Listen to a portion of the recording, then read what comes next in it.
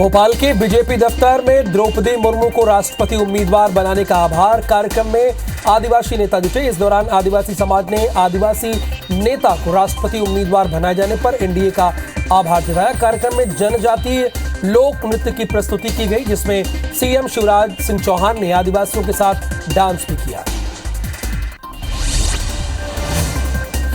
इस मौके पर मुख्यमंत्री शिवराज सिंह चौहान ने कहा कि ये नई क्रांति हो रही है जो किसी ने कभी सोचा भी नहीं होगा, वो प्रधानमंत्री नरेंद्र मोदी ने किया।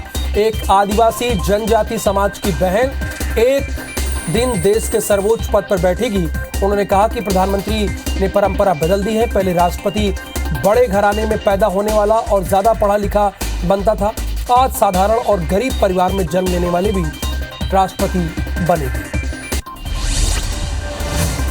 सीएम शिवराज सिंह चौहान ने कहा, जो समाज विकास की दौड़ में पीछे रह रहे थे उनको विकास की दृष्टि से ऊपर लगाया जा रहा है। उनको मान सम्मान और इज्जत देकर देश का भविष्य बनाने का मौका दिया जा रहा है। उन्होंने कहा कि ये केवल द्रौपदी मुर्मू का सम्मान नहीं है, ये भारत के आदिवासी समाज का सम्मान है, ये मध्य प्रदेश के 2 करोड़ आदिवासी भाई बहनों का सम्मान है।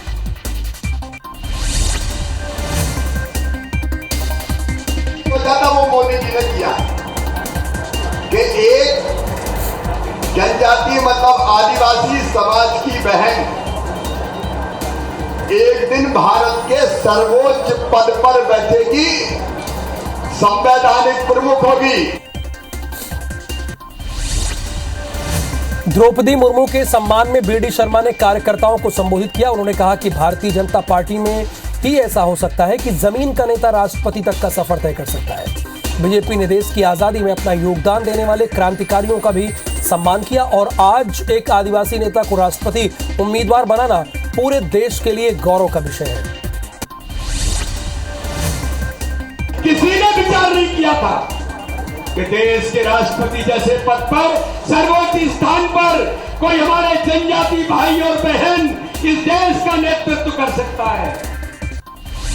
सीएम शिवराज सिंह चौहान आज शाम को दिल्ली जाएंगे। सीएम शिवराज सिंह चौहान आज सतना में पहले कई कार्यक्रमों में शामिल होंगे और महापौर प्रत्याशी के समर्थन में सभा करेंगे। इसके बाद शाम को सतना से खजुराहो पहुंचेंगे और दिल्ली रवाना होंगे। सीएम दिल्ली में स्थानीय कार्यक्रम में शामिल होकर रात्रि विश्राम करेंगे। मध्य प्रदेश में पंचायत चुनाव का प्रचार का शोर जो है वो थम गया है। दोपहर 3 बजे तक दोनों दलों के नेताओं ने अपनी पूरी ताकत झोंकी। चुनाव प्रचार थमने के बाद प्रत्याशी सिर्फ डोर टू डोर जनसंपर्क करेंगे। 25 जून को प्रथम चरण के लिए मतदान होगा। वहीं मतदान के 48 घंटे पहले शराब की दुकानें बंद करने के निर्देश दे दिए गए। एमपी में बीजेपी से ज्यादा कांग्रेस ने अल्पसंख्यक पर विश्वास जताया है। कांग्रेस ने बीजेपी से 4 गुना ज्यादा अल्पसंख्यकों को उम्मीदवार बनाया है। कांग्रेस ने भोपाल नगर निगम चुनाव में उम्मीदवार बनाया है। बीजेपी ने भोपाल में 4% तो कांग्रेस ने 16% टिकट दिया है। वहीं बीजेपी ने भोपाल के 85 में से 5 वार्डों में अल्पसंख्यक को टिकट दिया है, जबकि कांग्रेस ने 85 में से 19 को टिकट दिया है। ग्वालियर नगर निगम के 66 वार्ड में नामांकन भरे जा चुके हैं। 171 उम्मीदवारों ने अपने नाम वापस भी ले लिए हैं। अब सिर्फ 364 प्रत्याशी पार्षद पद के लिए मैदान में हैं।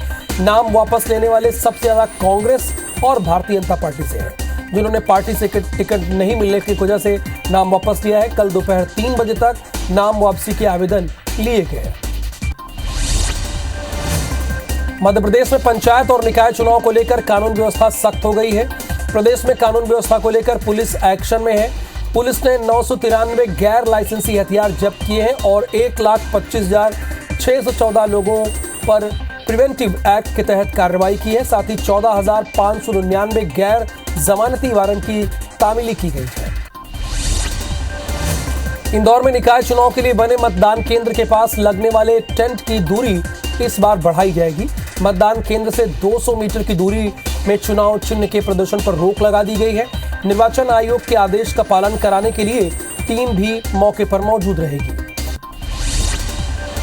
इंदौर के नेहरू स्टेडियम में रखे ईवीएम की सुरक्षा सीसीटीवी की मदद से की जाएगी। इसके साथ ही बाहर की तरफ लगी एलईडी से प्रत्याशी के समर्थक नजर रख सकेंगे। हालांकि राज्य निर्वाचन आयोग ने निर्दलीय प्रत्याशियों का चुनाव चिन्ह के रूप में टेंट का दिया है। पंजाब की तर्ज पर एमपी में राजनीतिक विकल्प होने का दावा कर रही आम आदमी पार्टी की सांसें फूल गई हैं। भोपाल में जहां आप की प्रत्याशी रानी विश्वकर्मा ने अपना नामांकन वापस ले लिया, वहीं जबलपुर में पार्टी ने अपने प्रत्याशी रईस वली को समय रहते बी फॉर्म ही जारी नहीं किया। ऐसे में भोपाल और जबलपुर में पार्टी मेयर पद के चुनावी मैदान से बाहर हो गई।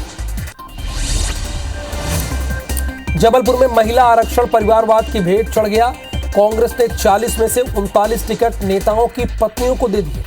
वहीं बीजेपी ने 43 में से 30 टिकट दिए हैं, जिसके कारण अपने बलबूते राजनीति करने वाली महिला नेत्रियों का दर्द छलक गया और जमीनी महिला कार्यकर्ताओं की उपेक्षा का आरोप लगाया। आरएसएस की अखिल भारतीय प्रांत प्रचारक की बैठक 7, 8 और 9 जुलाई को होगी। ये बैठक राजस्थान के झुंझुनू में संपन्न होगी। संघ प्रमुख मोहन भागवत भी बैठक में शामिल होंगे। चंबल इलाके में अवैध रूप से हो रहे खनन पर पुलिस प्रशासन पाबंदी नहीं लगा पा रही है। आचार संहिता के बाद भी माफिया अवैध रूप से पत्थर और रेत का खनन कर रहे हैं। कांग्रेस जहां बीजेपी नेताओं पर कुछ अधिकारियों के साथ पार्टनरशिप कर इस खनन को करने का आरोप लगा रहे हैं, तो वहीं बीजेपी नेता कांग्रेसियों पर ही खनन माफियाओं के साथ जुड़े होने की बात कह रहे हैं। मुरैना के भाजपा नेताओं का कहना है कि इसकी शिकायत प्रदेश के मुखिया से संगठन के माध्यम से की जाएगी और कलेक्टर, एसपी, डीएफओ अगर इसमें लिप्त हैं तो इनके खिलाफ सख्त कार्रवाई कराई जाएगी। इसके लिए संयुक्त जांच दल बनाया जाएगा, जिनकी रिपोर्ट के बाद ही आगे एक्शन लिया जाएगा। मध्य प्रदेश में 27% ओबीसी आरक्षण मामले की सुनवाई जारी है। हाई कोर्ट में जस्टिस शील नागू की डिवीजन बेंच सुनवाई कर रही है। आपको ये बता दें कि मामले में याचिकाकर्ता की तरफ से नियमित सुनवाई की गई थी। नरसिंहपुर के बीजेपी जिला महामंत्री नंद किशोर ठाकुर और स्टेशन गंज थाने के पदस्थ आरक्षक प्रशांत का एक ऑडियो सोशल मीडिया पर वायरल हो रहा है, जिसमें पैसे की लेन देन और दलाली की बात की जा रही है।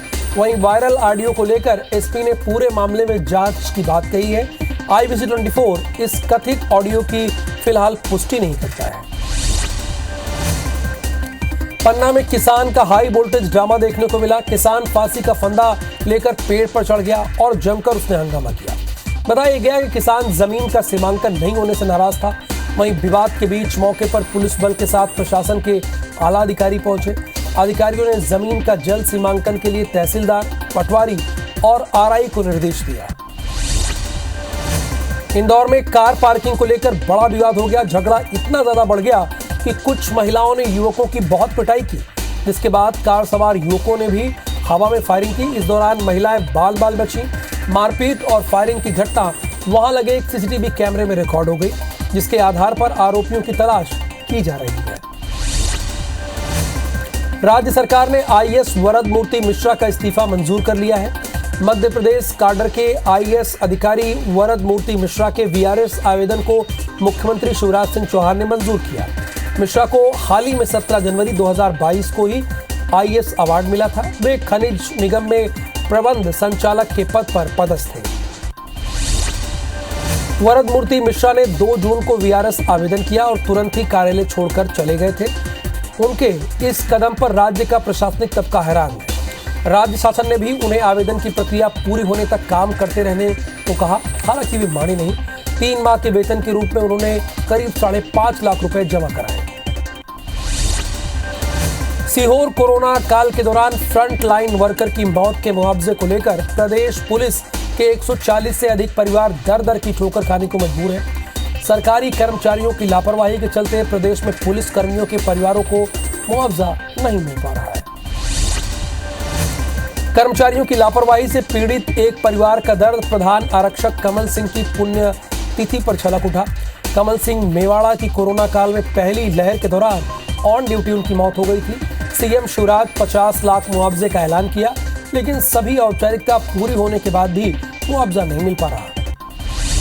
जबलपुर को महानगर की शक्ल देने में जुटे जबलपुर विकास प्राधिकरण यानी जेडीए ने योजनाएं बनाई हैं, लेकिन योजनाओं में से अरबों रुपए के कई प्रोजेक्ट यहाँ कागजों तक ही सीमित है, यानी वो कागज पर चल रहे हैं। तो उनमें से कुछ जमीनों पर मूर्त रूप भी ले रहे हैं। इनमें ही जेडीए की एक महत्वपूर्ण योजना कैफेटेरिया है, जिसे बनाने में 5 सालों से कछुए का चाल की तरह निर्माण हो रहा है, यानी बहुत धीरे निर्माण हो रहा है। नरसिंहपुर के गाडरवारा में सिविल अस्पताल के पीछे दो पक्षों में मारपीट हुई। मामूली विवाद के बाद दोनों साइड के लोग हाथापाई पर उतर आए। पूरे ग्रुप ने मिलकर एक युवक को बेल्टों से पीटा और उसका वीडियो बनाया जो वायरल हो गया है। अब बात करेंगे श्योपुर की। श्योपुर में बड़ौदा वन रेंज में वन विभाग में जब्त रखी ट्रॉली से रेत चोरी का मामला सामने आया। मामले की जानकारी मिलने के बाद वन विभाग ने अज्ञात आरोपियों के खिलाफ थाने में केस दर्ज कराया। जबलपुर के सूरतलाई गांव में मरूम से भरा एक हाईवा अनियंत्रित होकर पलट गया, जिसके नीचे 4 लोग दब गए। ग्रामीणों की मदद से सुरक्षित निकाला गया। खंडवा में बाइक चोरी के मामले में आरोपी की पुलिस कस्टडी में डेथ हो गई। बताया जा रहा है कि कोतवाली पुलिस के हिरासत में लिए गए 60 वर्षीय बुजुर्ग की मौत हुई है। वहीं घटना के बाद एसपी ने थाना प्रभारी को सीधे निलंबित कर दिया। श्योपुर जिले में पूर्व सरपंच के घर एक नवजात का शव पत्थरों में दबा मिला। सूचना पर मौके पर पुलिस पहुंची और शव को पोस्टमार्टम के लिए भेज दिया अस्पताल। मुरैना के पहाड़गढ़ थाना इलाके में हो रहे अवैध खनन पर पुलिस और प्रशासन ने कार्रवाई की। पुलिस ने 10 डंपर और एक पोकलैंड मशीन को जब्त किया। ग्वालियर में सरपंच पद के प्रत्याशी को पुलिस ने अवैध शराब के साथ गिरफ्तार किया। उसके पास से 12 पेटी देसी शराब जब्त की गई। पुलिस ने बताया कि सरपंच प्रत्याशी ने वोट हासिल करने के लिए शराब की तस्करी कर रहा था। ग्वालियर में 3 मंजिला इमारत गिरने के मामले में पुलिस ने 5 लोगों के खिलाफ केस दर्ज किया। इन लोगों ने ही बेसमेंट का निर्माण कराया था, जिसकी ज्यादा खुदाई होने से पड़ोसी डॉक्टर की 3 मंजिला इमारत धराशायी हो गई। इंदौर पुलिस ने जिन अवैध हथियार के साथ आरोपियों को गिरफ्तार किया वो आधुनिक बताए जा रहे हैं। इन पिस्टल का उपयोग विदेशों में किया जाता है। कृषि मंत्री कमल पटेल के गृह जिले हरदा में किसान मूंग की फसल लेकर पछता रहे हैं। हरदा और होशंगाबाद के किसान सिंचाई सुविधा नहीं मिलने के कारण मूंग की फसलें नष्ट कर रहे हैं। किसानों का कहना है कि पानी की कमी से मूंग की फसल ठीक से नहीं हो पाई है, इसलिए इसे ट्रैक्टर चलाकर नष्ट कर रहे हैं ताकि अगली फसल की तैयारी कर सके। बालाघाट के नक्सली मुठभेड़ में मारे गए महिला नक्सली का शव उसकी मां को सुपुर्द कर दिया गया। बताया जा रहा है कि छत्तीसगढ़ के बीजापुर से मृतक महिला नक्सली रामे की मां अस्पताल में पहुंची थी, जिसके बाद पोस्टमार्टम होने के बाद शव को उसकी मां को सौंप दिया गया। भोपाल में लगातार साइबर धोखाधड़ी की घटनाएं बढ़ती जा रही। पिछले 5 महीनों से साइबर क्राइम के पास 1800 से ज्यादा शिकायतें आ चुकी हैं, जिनमें करीब 7 करोड़ की राशि की ठगी की बात सामने आई। वहीं जिन लोगों ने 24 घंटे के अंदर साइबर पुलिस को मामले की जानकारी दी, उनके करीब 35 लाख रुपए वापस दिलाए गए। इंदौर के तेजाजी नगर के क्षेत्र में गैंगरेप की घटना सामने आई। पुलिस ने पीड़िता की शिकायत के बाद आरोपियों को हिरासत में लिया है। पुलिस के अनुसार आरोपी ने पहले युवती से जान पहचान बढ़ाई और पैसे देने के बहाने बुलाकर उसका दुष्कर्म किया। दमोह जिले के तेजगढ़ थाना क्षेत्र के राजापटना में जगदीश पटेल और पत्नी वंदना पटेल ने जहरीले पदार्थ का सेवन कर लिया, जिसे जिला अस्पताल में एडमिट कराया गया, जहां पर वंदना पटेल की इलाज के दौरान डेथ हो गई।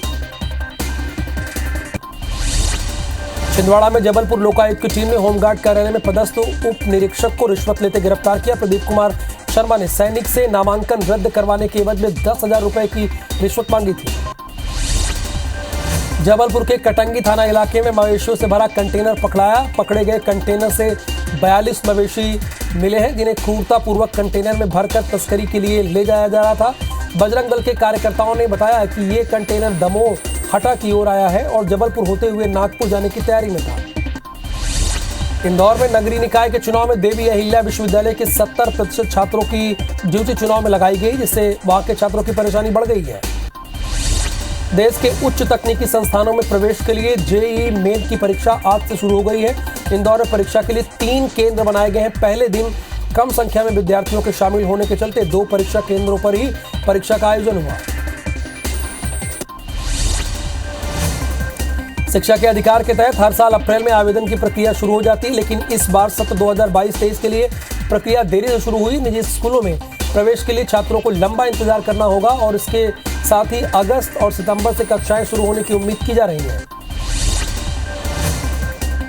इंदौर जिले में 1637 निजी स्कूलों में आरटीआई के तहत प्रवेश दिया जाएगा। निजी स्कूलों को अपने यहां मौजूद 25% सीटें आरटीआई के तहत आरक्षित रखनी होगी। इंदौर जिला परियोजना अधिकारी ने बताया कि 6 जुलाई से लॉटरी के जरिए जिन आवेदकों को स्कूल आवंटन हुआ वे प्रवेश हेतु स्कूलों में उपस्थित हो सकेंगे। शिक्षा का अधिकार अधिनियम के तहत बड़े निजी स्कूलों को अपने स्कूल की पहली प्रवेशित कक्षा में गरीब बच्चों को प्रवेश दिलाना होता है। उज्जैन और प्रदेश में अच्छी बारिश के लिए बाबा महाकाल का रुद्राभिषेक किया गया। बताया जा रहा है कि रुद्राभिषेक 5 दिनों तक चलेगा। महाकाल मंदिर प्रबंध समिति द्वारा किया जा रहा था रुद्राभिषेक।